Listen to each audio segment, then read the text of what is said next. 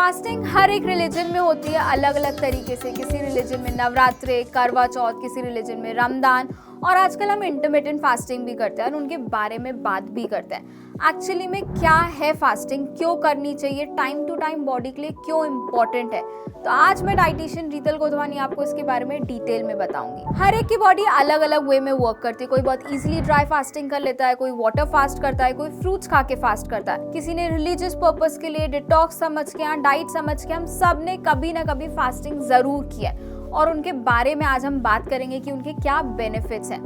तो सबसे पहले जब हम लॉन्ग आवर्स के लिए फास्टिंग करते हैं तो हमारी बॉडी एक ऑटो क्लीनिंग मोड पे जाती है, डिटॉक्स होती है, जिसको हम साइंस में बोलते हैं ऑटोफेजी।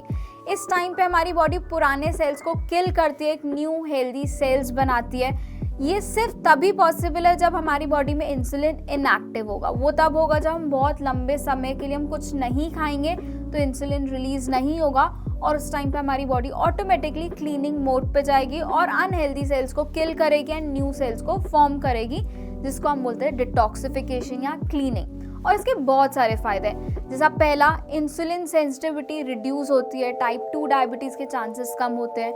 दूसरी बात करें तो वेट लॉस में भी बहुत ज़्यादा हेल्प मिलती है, क्योंकि इस टाइम पे जब हमारी बॉडी में स्टोर्ड फैट होते हैं, बॉडी उसको ब्रेक करके एनर्जी के वे में यूज़ करती है टू परफॉर्म डेली एक्टिविटी। तीसरी बात करें तो वहाँ पे हमारे न्यू सेल्स बन रहे होते हैं, तो ऑटोमेटिकली हमारी स्किन की क्वालिटी, हेयर की क्वालिटी और ज़्यादा इंप्रूव होने लगती है। फोर्थ, हार्ट हेल्थ और ज़्यादा बेटर होती है, क्योंकि जब हम फास्टिंग कर रहे होते हैं तो ट्राइग्लिसराइड लेवल, कोलेस्ट्रॉल लेवल वो धीरे धीरे कम होने लगते हैं, ब्लड प्रेशर रेगुलेट हो जाता है। फिफ्थ बात करें तो हमारे यहाँ पे ब्रेन ग्रोथ और ज़्यादा अच्छी तरीके से होती है। न्यूरो डिजेनरेटिव जो डिसीज़ होती है, जैसे अल्जाइमर डिसीज़ हो गई, उसके चांसेस कम होने लगते हैं। हमारा फोकस, कंसंट्रेशन पावर और अच्छे से इंक्रीज होता है, माइंड को क्लैरिटी मिलती है, हम और अच्छी तरीके से परफॉर्म कर पाते हैं। सिक्स्थ बेनिफिट है कि हमारी जो लाइफ स्पैन है वो धीरे धीरे और इंक्रीज होने लगती है, क्योंकि हर बार एक न्यू सेल्स फॉर्म हो रहे हैं। सेवेंथ, कैंसर को भी प्रिवेंट किया जा सकता है। एज पर स्टडीज ये प्रूव्ड है कि कैंसर पेशेंट के लिए फास्टिंग डाइट बहुत ज़्यादा अच्छी है टू सर्वाइव। और अगर हम रिलीजियस पर्पस के लिए या स्पिरिचुअल पर्पस के लिए फास्टिंग करते हैं तो हमारे बिलीव्स और ज़्यादा स्ट्रॉन्ग होते हैं, बॉन्ड अच्छा बनता है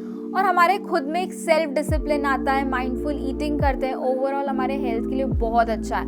ओवरऑल हमारी बॉडी से डिटॉक्सिफाई होती है, एनर्जी लेवल्स और ज़्यादा इंक्रीज होते हैं, ताकि हम डेली एक्टिविटीज़ को और अच्छी तरीके से परफॉर्म कर पाएँ। कभी कभी इनिशियली आपको लगेगा कि बहुत ज़्यादा स्लाइट हेडेक हो रहा है, वीकनेस हो रही है, क्योंकि इस टाइम पे हमारी बॉडी को हैबिट नहीं होती है विदाउट ग्लूकोज। पर जब हम धीरे धीरे फास्टिंग को प्रैक्टिस में लेकर आने लगते हैं तो हमें खुद ही वो बेनिफिट्स दिखने लगते हैं। हम जब भी फास्ट करते हैं हमें कुछ चीज़ों का ध्यान देना बहुत ज़रूरी है, चाहे वो हम इंटरमिटेंट फास्टिंग करें या रिलीजियस पर्पस के लिए फास्टिंग करें। जैसे अभी रमदान आने हैं, नवरात्रि आनी है, तो ये लोग यूजुअली जब उसमें फास्ट करते हैं तो आफ्टर सनसेट वो फास्ट ओपन करते हैं।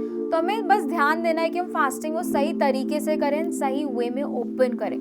तो सबसे पहली चीज़ जो आपको ध्यान में रखनी है कि हमें हेल्थ केयर से अपने कंसल्ट करके ही फास्ट करना है, क्योंकि हो सकता है कोई मेडिकल कंडीशन है, प्रेगनेंसी है, ब्रेस्ट फीडिंग मदर्स हैं, तो उनकी जो फास्टिंग होती है वो वेरी कर सकती है, उसमें डिफरेंट आवर्स हो सकते हैं। दूसरी चीज़ जो हम सबको पता है वो है हाइड्रेशन। वो बहुत ज़्यादा इंपॉर्टेंट है, बट फिर भी हम कभी कभी भूल जाते हैं, हम पानी को सही तरीके से मैनेज नहीं कर पाते, क्योंकि हम हमेशा फूड को प्रायोरिटी देते हैं। ये सोचते हैं कि पानी पी लेंगे तो पेट भर जाएगा, फिर हम खाना नहीं खा पाएंगे, बट ऐसा नहीं है। अगर आप धीरे धीरे आराम से 15 मिनट लगा के पानी पीते हो तो आपको ऐसी कोई भी दिक्कत नहीं होगी, फिर उसके बाद आप अपनी मील ले सकते हो। तीसरी चीज़ जो हमें ध्यान में रखनी है कि जब भी हम फास्ट ओपन करें तो उसमें हमें इलेक्ट्रोलाइट बैलेंस होना चाहिए। इलेक्ट्रोलाइट को अगर आसान भाषा में बोला जाए तो सॉल्ट एंड शुगर का बैलेंस हमारी बॉडी में, जिसके लिए हम नमक शक्कर का पानी ले सकते हैं, उसमें नींबू ऐड कर सकते हैं, 1 से 2 पीस खजूर खा सकते हैं, फ्रूट्स ले सकते हैं थोड़े से काले नमक के साथ, या फ्रूट्स लेने के बाद 1 बोल सूप ले सकते हैं। उसके बाद आप अपनी मेन मील स्टार्ट करोगे। तो जो चौथी चीज़ आपको ध्यान में रखनी है, आपकी मेन मील जो है उसके प्लेट में सारे के सारे न्यूट्रिएंट्स होने चाहिए, जैसे fibre, vitamin, mineral, protein, carbs.